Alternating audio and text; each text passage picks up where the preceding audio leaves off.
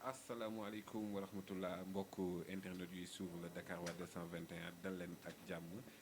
ñu ngi dellu si waat comme niñ leen ko digee li nga xamante ne mooy yittey askan wi fi mu toll ñëpp xam nañ ko direction tabaski bi la ñu nekk di waxtaane li nga xamante ne soxlay askan wi la tamit tey ñu seet si un leader politique un jeune boo xamante ne dafa ñëw ci langue politique bi xaw a soppi xar kanam doxalee ko ci wàllum social nekk ci fële ca diwaanu Saloum Kaolack Ndangaan bu ma ko waxee xel yëpp dina dem ci le phénomène de la classe politique sénégalaise ñu koy wax Ousmane Noël Dieng Noëlito ñu ngi lay nuyu. maa ngi lay fay monsieur Sow di nuyu askanu Sénégal yëpp gannaaw ba ma sante yàlla julli ci yonent yàlla Muhammad sallallahu alayhi wa sallam maa ngi nuyu askan yëpp di leen fay yu gën a macha allah sell. jërëjëf Noël comme ni ñu la xamee ci politique nga nekk ci wàllum social bu baax a baax tey ab tabaski di approché. ñu gis la sur le terrain lan moo tax choix bi nga xamante ne def nga ko ci wàllu politique bu gars yi di nekk ci télévision yi di débattre polémique bi mais yow nga choisir une politique sociale lan moo la yóbbee boobu xalaat. waaye mais tout ça monsieur Sow dafa fekk rek ak nit ku nekk ak lu la ci dugal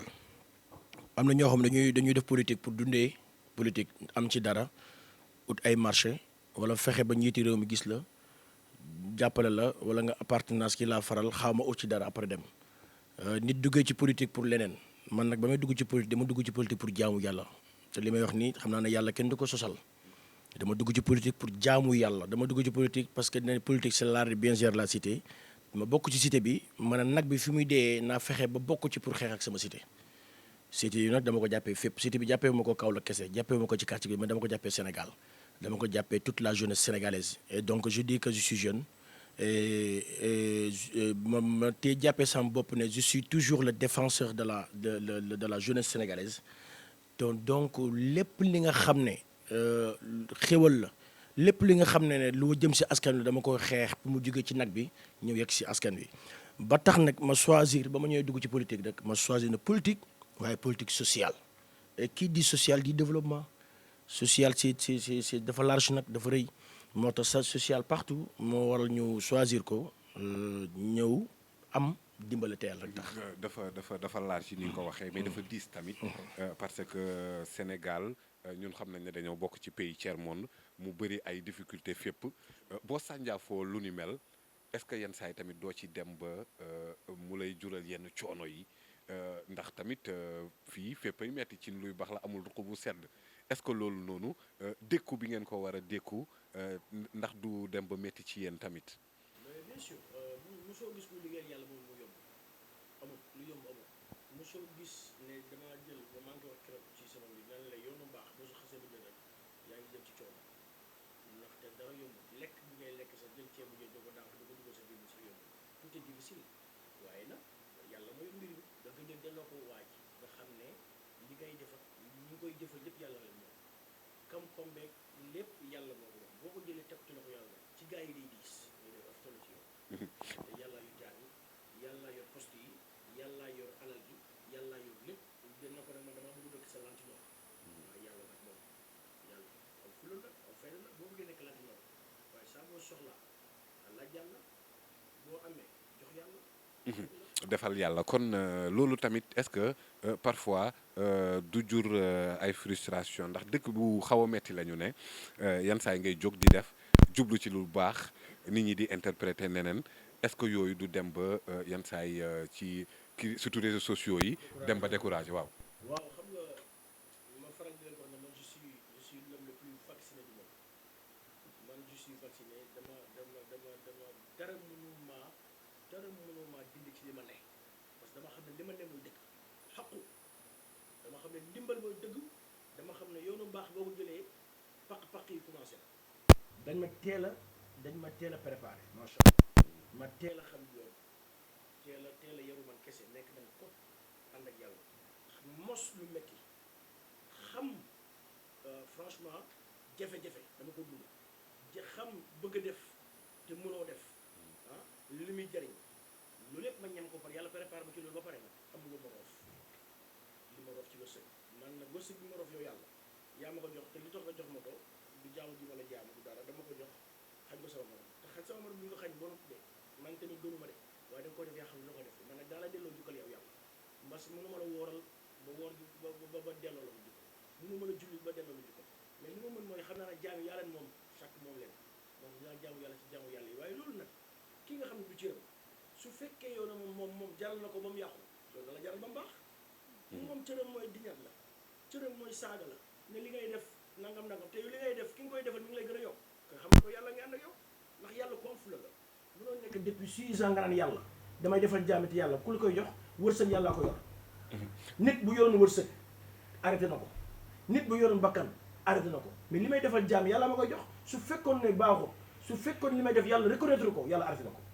te chaque jour su ma ko bëggee dama ko laaj yàlla jox ma ko. kon li ngay répondre sa détracteurs yi moom mooy yàlla moom nangu na li nga xamante ne moom ngay def mais da nga ko defee ci terrain bu xaw a particulier muy terrain politique nga xamante ne nit ñi xamee woon wuñ ko woon nii xamee wuñ ko woon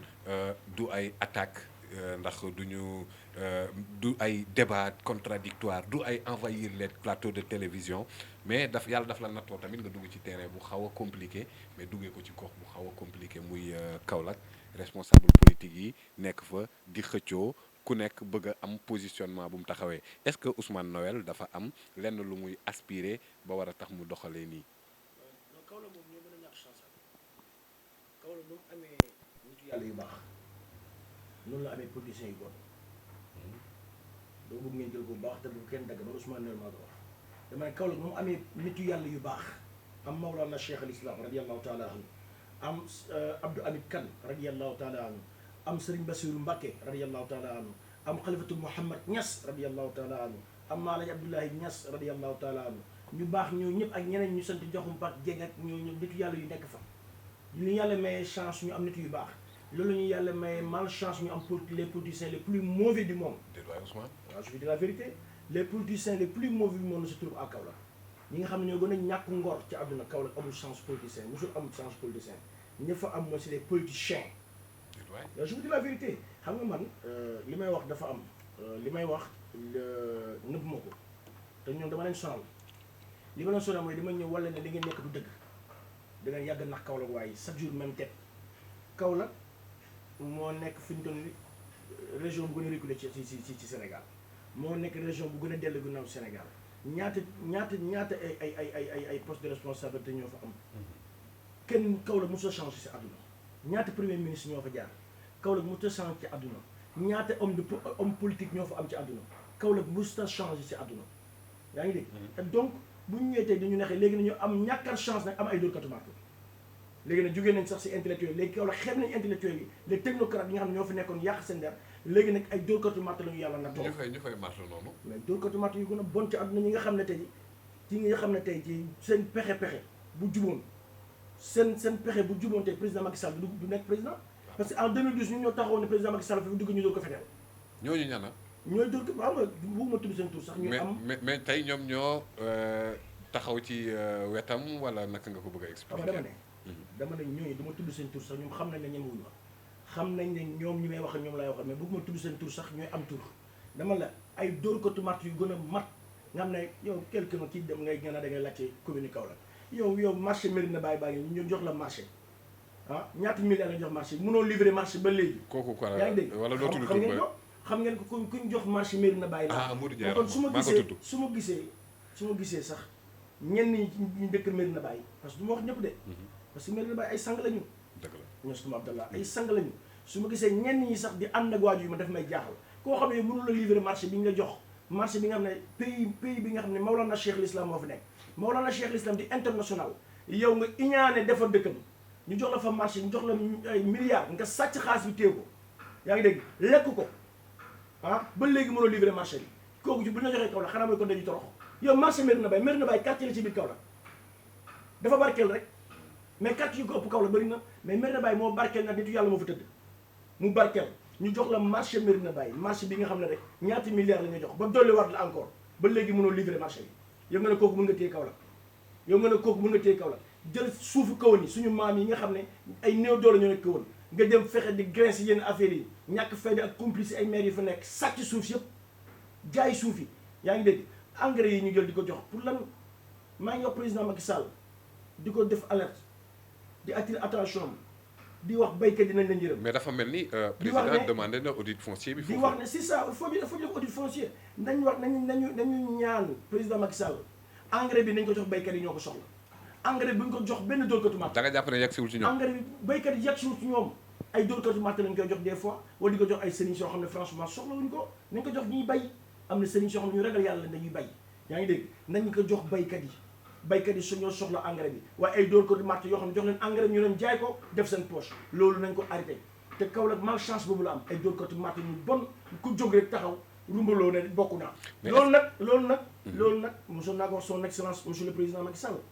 ne woon naa ko ni 2019 leen nekk président élection présidentielle la yaa ciy gagné mais un jour viendra affaire bi dina je pense que coow li di nga ko bëgg a téye mu téye la mooy rambaxloo gi am fii Kaolack. da nga ko wax directement. responsabilité bi xam nga la moom la son excellence avec ni ñu ko bëggee ni ñu ko respecté ni ñu ko joxee cër yëpp waaye responsabilité bi yëpp tey président est-ce que du moo dul atte xeex bi. nekk biir Kaolack tey xam nga tey président Macky Sall ku am ndomba tànk Kaolack moo la ko jox. dëgg la. président Macky Sall ku falu moo la fal gannaaw yàlla te su waxoon ne kii laa fal toppale ci ginnaaw ku topp ci ginnaaw ma rëq ci ndigg kon waa Kaolack dem na nii mi ngi nii tey waaye ku ñëw tey fekk ku ci mel ni monsieur le ministre Diène Farba Sarr un ministre technocrate un intellectuel ku créé parti bi biir Kaolack ba muy metti ànd ak yow yaa ngi dégg doon intellectuel créé parti bi jël alalam fu ne mu dugg fa jaay ay këram créé fu ne parti nekk Kaolack fonk ñëpp ñëpp. mais il n'est pas le coordonnateur régional. mais si. ok si kante bu ñëwee ba ñëw ay genre xaw ma golo lañ xaw ma genre ay mbaam xuux xaw ma ay façon yooyu noonu ay ku ne gàddu sa biir lekk riba ba sa biir tool nii ku jóg rek ne. mais dawal affaire yi métti na la non xam nga dafa métti na. man bëgguma injustice mon frère man mun naa xeex dina Diène Farba Sarr bu taxawoon di def injustice wala ko Diène Bara la ak ku mën a doon man bëgguma injustice man bëgguma ñuy xeex nit di tuuti nit wala bëgguma tamit alal tax ngay jënd nit. mais ñooñu tey dañuy imposer dañuy def ay lobbying. mais est-ce que du Diène ci boppam moom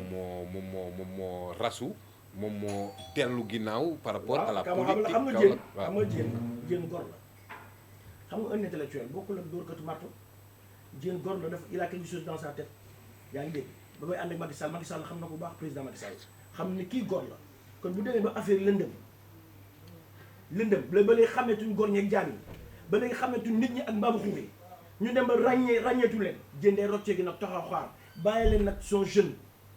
engagé déterminé ma la ñu bëgg rey biir Kaolack. kon wan leen dëgg ji. parce que dama la dégg ci sa communication ngay demander le retour de Diène donc te bu ñu nee retour. dafa mel ni nit ki dafa demoon. kon Diène dafa décorer. loolu duñ ko nëbb parce que lu tax dem nañ ba certain moment ñun xamatuñ ñun dara tey Diène Farba Sarr bu créé parti bi ànd ak président Macky Sall wan ko nangam ñu gis yéen di xew Kaolack te président Macky Sall àtte ko président Macky Sall waxul dara moom dina reculer xoolal xaal ba waa ji wax moom président Macky Sall def na si président Macky Sall s'efface moi je m'efface.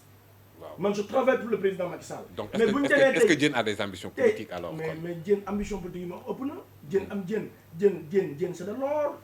Diène c'est un homme de valeur Diène Kaolack a besoin des hommes de valeur comme Diène Farba Sarr. Diène Farba Sarr képp ku nekk directeur Kaolack moo la fal Diène Farba Sarr il a plus de 300 jeunes Kaolack ñu ngi liggéey Diène Farba Sarr képp ku am ndomu tànk Kaolack moo la ko def Diène Farba Sarr lu fa am kes ñëw ci infrastructure Kaolack c'est lui jàkk yi bu defaree moom la xale yi bu ñuy liggéey moom la pavage yi am Kaolack moom la lépp cadre de vie bu am kes ñëw Kaolack c'est lui. voilà c'est que problème Kaolack dëgg-dëgg Ousmane loolu la cadre de vie la environnement la assainissement la est-ce que moom it amu ci part de responsabilité ci déjà en tant qu'ancien ministre bu yore woon question boobu mais l'équipe municipale bi nekk ak Kaolack je rappelle que Diène moom moo xeex pour ñu toog fa. waaw mais xam moom waaw Diène moo xeex pour Mariama Sarr. waaw kay parce que jigéenam la Mariama Sarr wax dëgg yàlla boobu mi ngi nekk ak Diène mais dañu dem ba ci biir aussi bien vrai que sama sœur la maa ngi koy accompagner ci liggéey bi ñuy liggéey parce que yàllaa ko fal. mais dañoo toog ba ci yàgg moom tamit ñu jaxase xelam. naa fekk yi nii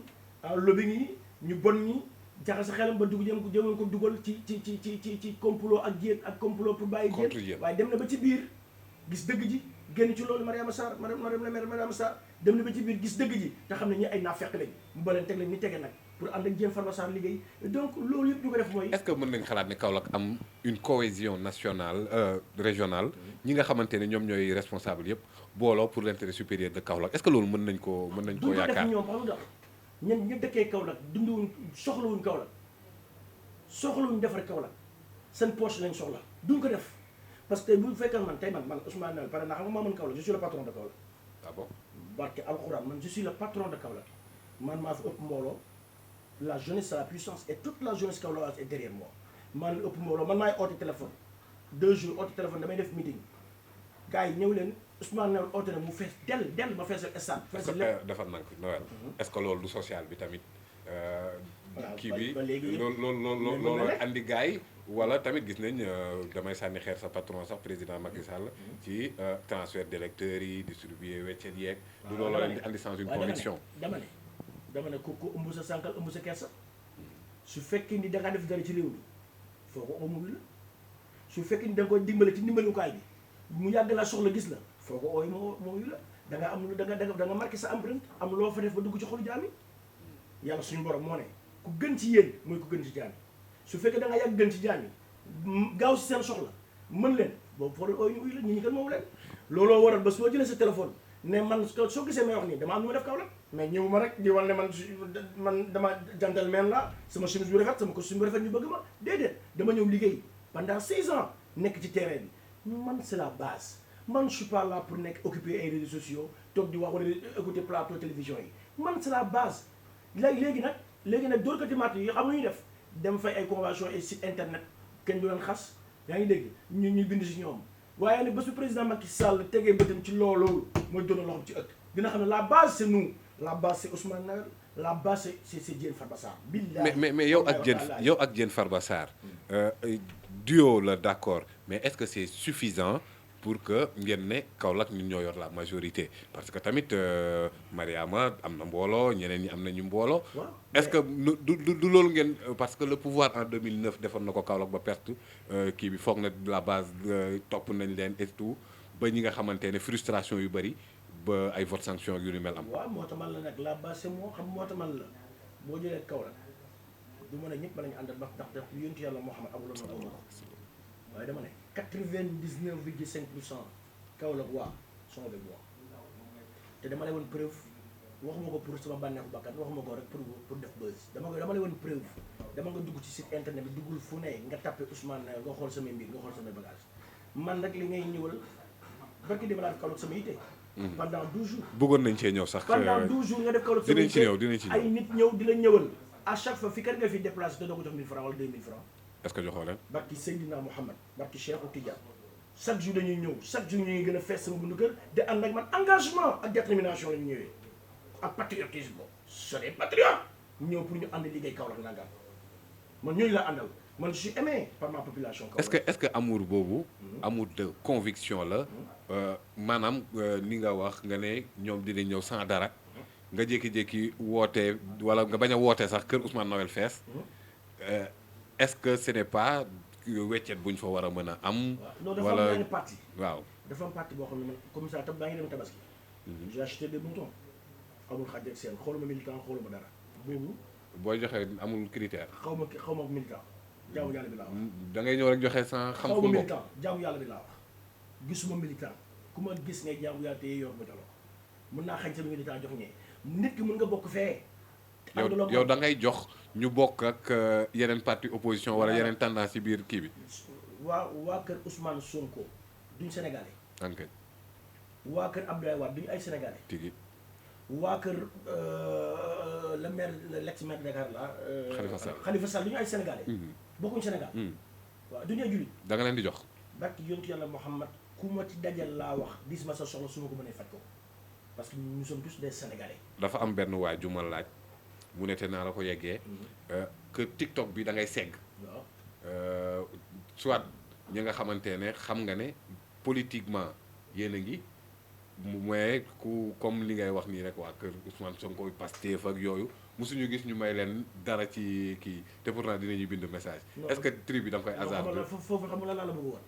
dama la bëggoon ne foofu noonu jaamu yàlla la. dama la bëggoon foofu noonu mënu ma gën a baax ni yàlla. mënu ma gën a baax yàlla. dama la bëggoon ne foofu noonu ne mataluma dara. ku matale yàlla la dama moo tax ma bëgg laa woon ne sur 1000 messages 2 laa ciy tontu jox la moo tax. mais est-ce que da nga leen di xam 2 yooyu. musuma jox ku ma xam barki Seydina Mohamed. à part ni fi jël seen ordinateur. musuma jox ki ma xam su ma ko jëlee sama charge comme moo koy envoyé duñu sax gisante musuma leen gis à part ñi nga xam ne nag ordinateur laa jotee ordinateur kenn mënu ko Orange Money. yaa ngi dégg. ñi ngay Orange Money doo leen gisante. musuma leen gis barki yonent yàlla Mohamed yonent bi dama ko fayee. Seydina Mohamed musuma leen gis kii mooy jël xaalis bi jox leen ko. doo leen sax jéem a convaincre pour ñu dugg xooluma leen sax su ma waxee ba pare chargé de com bi moo jël seen numéro envoyé leen ko ñu wax merci jërëjëf parce que ma tontu Ousmane Noël ma ko daw garaawul ñaanal ma yàlla rek musuma leen gis loolu may def nag dama koy def par force parce que TikTok bi. nit ñi taxaw TikTok di saaga day. dëgg la di promouvoir lu bon. tigi nit ñi taxaw TikTok di wane ay parties intimes tooj ween ba mu feeñ di ko wane. nit ñi taxaw TikTok bënn fu ne di ko wane. nit ñi nga taxaw TikTok weer sa moromu jullit mu defoon benn erreur rek nga caméra ko wane ko biir TikTok am na wala amul. ah bu baax man Ousmane Noël TikTok li ma fay def mooy maye man la neex man damay promouvoir baax même bu nekkee ngistal laa wax même bu nekkee ngistal yàlla xam na parce que ngistal lu ci ngistal ak lu ciy dëgg yàlla moo ko xam. allahu alam. allahu alam yaa ko wax yàlla moo ko xam. sama xol bi nag yàlla xam na ko kon jarul aw ma droit di expliquer ñenn ñi. est-ce que Ousmane parce que ñoom mënuñ fexe ba mu expliquer leen dafa am benn waay bu tudd Sanex le comédien. Cheikhou Gueye. Cheikhou Gueye dama Ousmane Noël dafa am benn waay bu ko waxee ko na ko. kan ngay leeralal kan ngay leeralal bu dee yàlla ngay leeral yàlla moo xam lépp. mu ngay aji xam gi. bu dee sax noonu ngay leeralal. du ko gis ba pënc bi yàlla. noonu gi boo ko wane ne weer baa ngi nii ñëpp gis na jant la mën a gisuma jant ay xar laa gis. ay mbott laa gis nul n'est plus aveugle que celui qui ne veut pas voir. celui qui ne veut pas voir yaa ngi dégg su fekkee mu ne soo soppee ngay leeral la ku la bëgg ba bëgg la te bëggantuwu la loo ko mën a def du ko gis na mbëggee gi lay xool. waaye ku la bañ ba bañ la te bañantiwu la loo ko mën a defal du ko gis na majal gi lay xool. kooku mooy Ousmane Noël moom la ñu dalal tey président Noël président MJK tey est-ce que foo am na ñu foog ne en fait da ngay yóbbu sa adversaire politique yi à l'usure c'est-à-dire boo ñëwee Kaolack jël li nga am yëpp def ko ci social nekk ci réseaux sociaux yi la même chose est-ce que du da ngay jéem a tànc ñee nga xamante ne xëy na jàpp nga ne leneen moo leen andi lu dul jëriñu askan wi pour ñuy jéem a def ni yow pour ñu jéem a contribuer à l'effort social yenn saa yi du am boobu arrière-pensée. mais xam nga fi ñu toll nii dama leen soxla xam naa fi ñu toog ñu naan sa bëgguma Ousmane Noël parce que su defee social doo feeñ man dem naa ba changer politique Kaolack il faut ñu dimbali population Kaolack base fi ñu toll ñëpp a ngi indi ceeb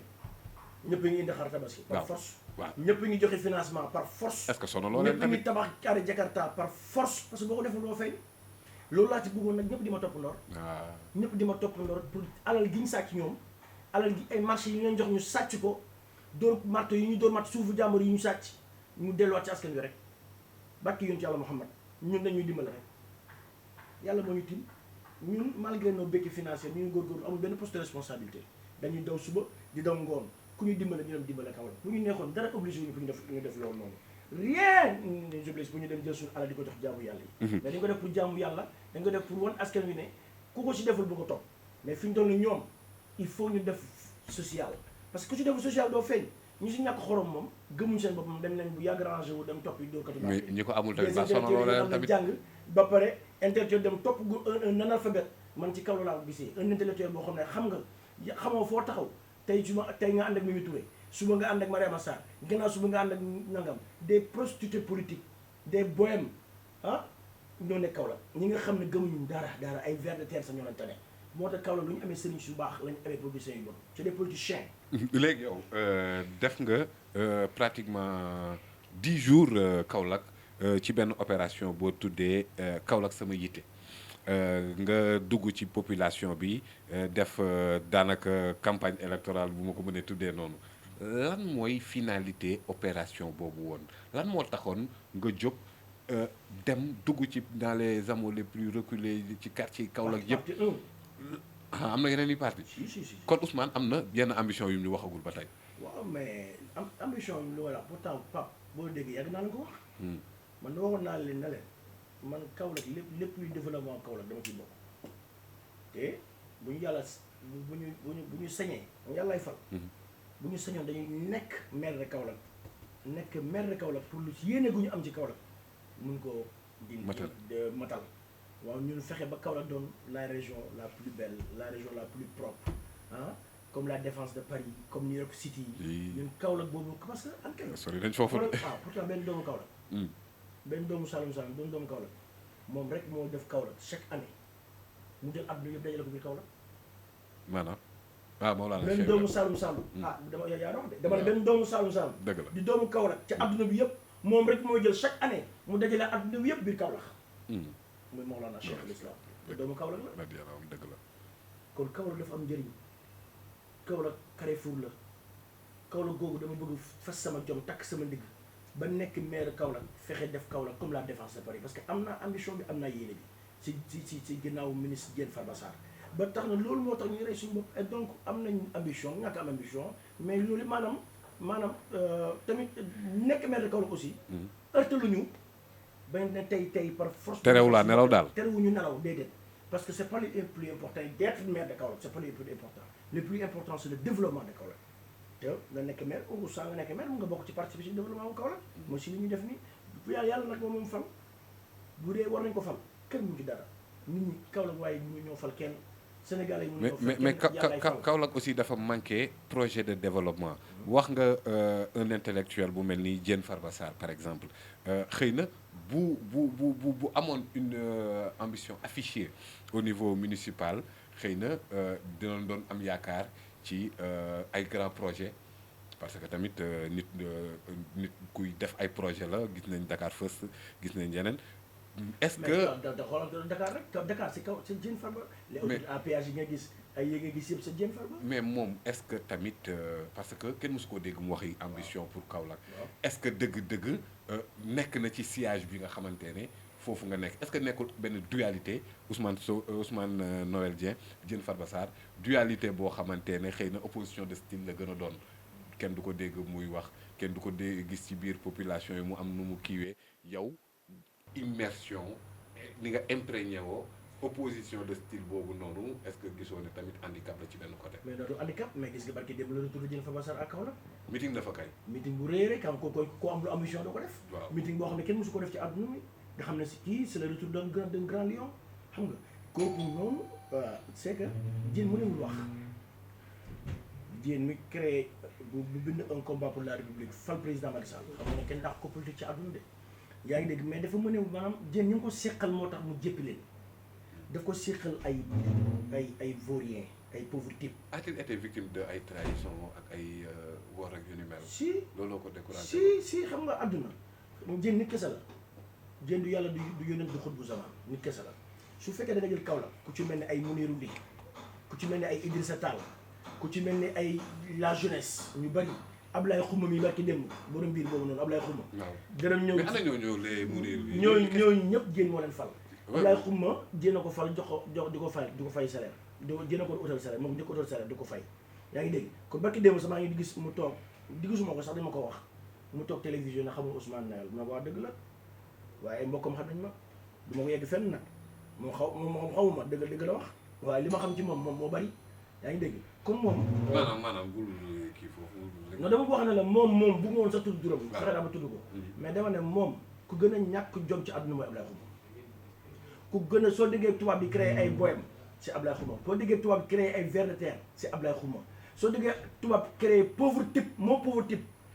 soo décortiquer moo pauvre type yëpp égal Ablaye Xuma yaa ngi dégg ma nga xam dafa toog TFM mu ne Diène Farba Sarr xaw ma nangam xas yeneen leader yi mais ñàkk jom moo waral nga xas yeneen leader bi nga xam ne moom toog na mu ne man seexluwuma dara xam ko wax loolu mu ne ko ñàkk jom weesu loolu mu ne man seexluwuma dara lu ma waay jox ma lekk guma kenn. l'argent n'a pas de douleur ci moom. loolu la wax mu ne moom seexluwul dara moom lu ko waay jox rek mu lekk moom ku mu gëm mooy ko ànd ak moom ànd nag moom ñaari xam ma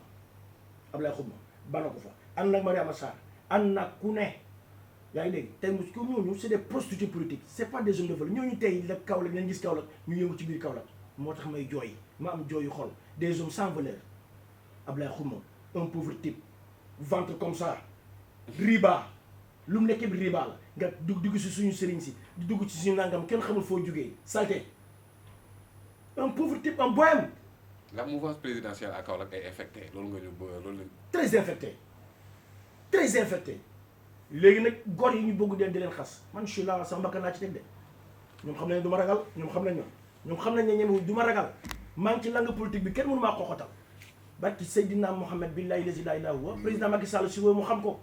président Macky Sall si woo mu bàyyi mu attiré attention am Kaolack duñu fa teg dóor ko ti marto Kaolack duñu fa teg sàcc Kaolack duñu fa teg ñu bon ñi nekk fii ñi bon nii ñun ñëpp c'est des sont mauvais c'est des voleurs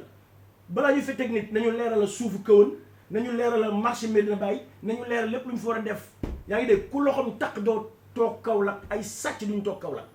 yaa ngi dégg ay biiru mbët yoo la nga doon mbaam xuux doo toog Kaolack sa leader dafa mujj découragé sama leader dafa découragé parce que loolu la ñuy xaar ci yow tamit xam nga découragé bu mu découragé wul parce que découragé wul dafa ne il faut reculer pour mieux sauter dafa toogal xoolal àdduna yow boo nee son retour pour faire quoi waaw son retour pour téye Kaolack jéem son retour pour téye Kaolack son retour pour dugaat ci politique Kaolack pour sauver Kaolack un homme de valeur un homme bon très généreux un intellectuel un technocrate yaa ngi dégg pour téye sauver Kaolack Kaolack kam moo fa nekk xoolal ñi fa nekk xoolal ñu yow xoolal langue politique Kaolack gi rek nga xool ñu fa nekk xoolal ñu fa nekk rek yow nga de est-ce que yow nawloo nga leen ñooñu jéem nawloowu leen Diène Farba Sarr nawlawul ñu nekk foofu noonu yow ay ñoo xam ne ay workat man mosuma dugg bureau jàmbur maa ngi face maa ngi tiim caméra yi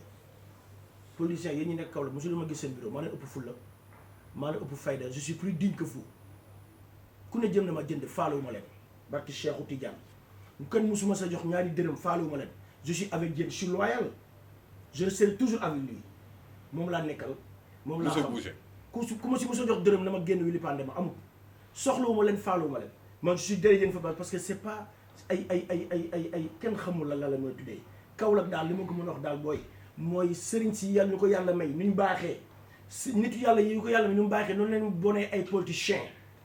c'est des politiciens gi daal nga koy wax Ousmane temps bi xoj nañu dernière question bi pourquoi Ousmane Noël dérange parce que tamit critique yeeg mënoon nañ koo kii ci opposant bu doon ay opposition la mais ci biir langue gi ak réseaux sociaux yi coow yi yenn saa yi Ousmane Noël dafa mel ni ku nit koo xamante ne maanaam bu defee benn affaire rek polémique am coow am pourquoi l'homme Ousmane Noël dérange mais pourquoi yonent yàlla Muhammad dérangé sallallahu alayhi wa sallam pourquoi Maolana Cheikh al Islam dérangé pourquoi Cheikh Tidiane pourquoi Cheikh Ahmadou Bamba dérangé pourquoi Mame Limamou Laye dérangé pourquoi parce que c'est le bon parce que c'était les meilleurs parce que c'est le mbaax ku jóg jël yoonu mbaax pàq yi commencé bali commencé bu ñu gisee ne kii fu mu jëm fee la xam nañ ko c'est un jeune il est engagé c'est un gentleman il est aimé par sa population ñu ne bu bàyyi ma dem te ñu dee de nañ ko jéem a daal jéem nañ fexe ba sonn pour jéem a créer lu ne barki dem bañ ma génne sama pecc mi gars yi mer waa kay barki dem bañ ma génne sama pecc mi sama pecc ma peccoon ca pirogue ji ba sama montre bi nii yaa ngi dégg bañ koy génne barki dem ña ko génne tey bu ñu gisoon lu bon ci man duñ ko génne bu ñu xamoon lu bon ci man duñ ko wax bu ñu xamoon ne maa ngi war ci bureau yi di ñaan xaalis duñ ko wax bu ñu xamoon ne ay affaires yu salté ay yu ñaaw nga xam ne yàlla mooy tege nattu na moo duma ko wax ndax ku sañoon doo bon musuma tux musuma naan musuma sàcc musuma triande musuma jël alalu jàmbur je suis là nekk ci gannaaw yoon tawakkaltu ala llahi la hawla wala quwwata illa billah fu ma neex laay jaar sama alal baa ko moom nu ma neex laa koy maye yaa ngi dégg ñooñu bu ñu xamoon ci lu bon ci man dañ koy génnee mais léegi lan lañ mën a génnee un jeune booy Kapsi moi je suis né à Kaolack je suis venu là nekkoon booy gentleman nekk booy Kapsi ku ne xam ne booy Kapsi yaa amoon na ay période d'école amoon ay Dabrens amee ñëpp nga wàcc école am 18 ans wàcc école fekk benn clip nga joué benn rôle ci clip bi nekk directeur société bi loolu dama yàgg am vision sax yàgg doo nekk doon directeur clip bi maa nekkoon directeur bi nekkoon directeur société bi directeur affaire clip bi nekk tudd fecc ñu toog ba si yàgg rek ma gagné marché bi yéeg ci kaw taawul bi fecc ne fecc dafa neex amul aji amul as kan ma mun a toog ci kaamil ne sa papa bu mu fecc ñoom ñëpp di critique mu mos a toog ci taawul ne sa papa musul fecc wala sa yaay musul fecc la danse c'est de l'art Nelson Mandela mi ngi yëngatu di fecc ana George Weah da nga gis ba dafay fecc ana Rose Milla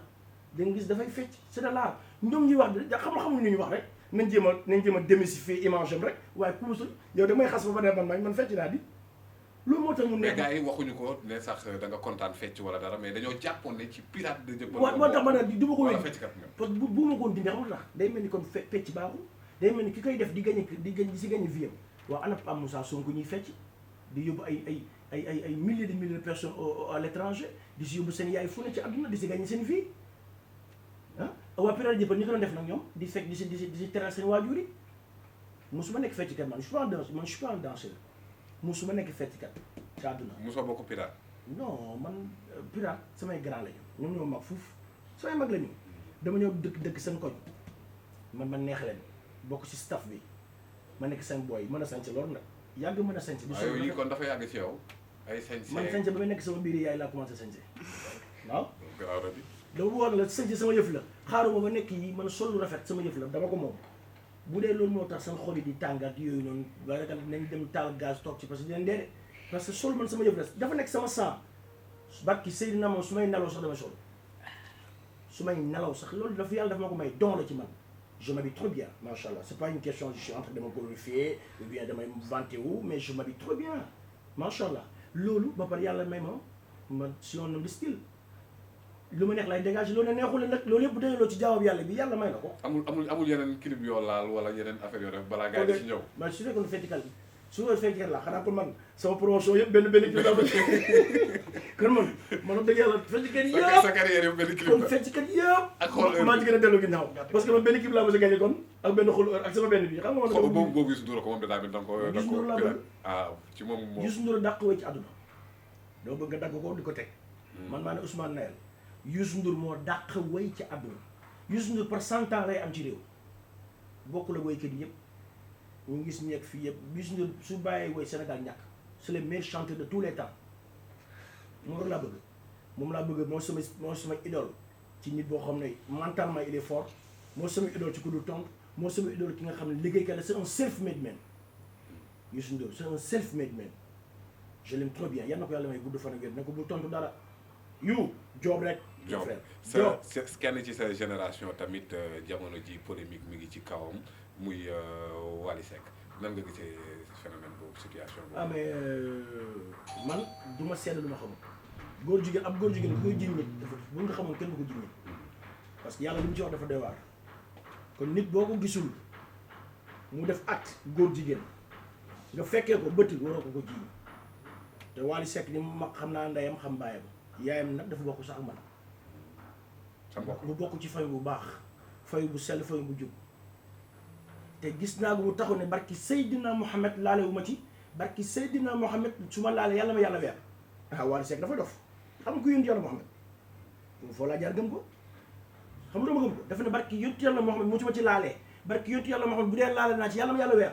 bés boo ko defee kon na préparé yàlla dina ko weer kon moom Wally laa gëm parce que leer war na ma lu tax ma gëm ko. d'accord Wally laa gëm ne du góor jigéen te bokk ci góor jigéen parce que dafa wàcc yonent yàlla Muhammad ne bu ci bokk yàlla na ko yàlla weer. d'accord donc kon Ousmane xam naa duñu la téye lu yàgg trop parce que fi mu toll yi tey bëri na yaa ngi ci xare yi ci daral yi yaa ngi ci social bi carrément ñu bàyyi la nga tàggatoo joxe sa dernier mot ak Kaolack bi nga xamante ne yaa ngi leen di rejoindre d'ici dem. waaye incha allah rabi di invité aussi Dakar 21 de Dakar 221 waaw Dakar 221 di leen invité ci distribution yi ba sa yéen seen site bi macha allah di jox Kaolack yëpp rendez-vous incha allah rabi ne ku si wër sa nekk di nga ko def di nuyu Kaolack ma région ma fierté Kaolack sama yitte di wax partie 2 yaa ngi ñëw dina dem ci mbootaay boo dëpp damay dem Kaolack soo gisee Kaolack sama yitte ñu ko doon def yëpp parce que pour bukki yi ñu teel a freiné la parce que bukki yaa ngi commencé nañ jóg na élection yi la ñuy ñëw bukki yi nag dina xam ne gaynde gaa ngi ñëw te gaynde boobu seq bukki yi bagage tey bukki yi dina daw moo waral ma commencé def Kaolack sama yitte leeral leen ne bukki yaa ngi ñëw Kaolack nañ leen génn ca xaj di nuyu ñëpp di nuyu le président Macky Sall yal na yàlla may ko gudd fan di nuyu le ministre Diène Farba Sarr waaye di nuyu nag waa TikTok di nuyu waa Facebook di nuyu waa YouTube Instagram ñëpp maa ngi leen di nuyu ñëpp ñi ma fa bëgg a fa nekk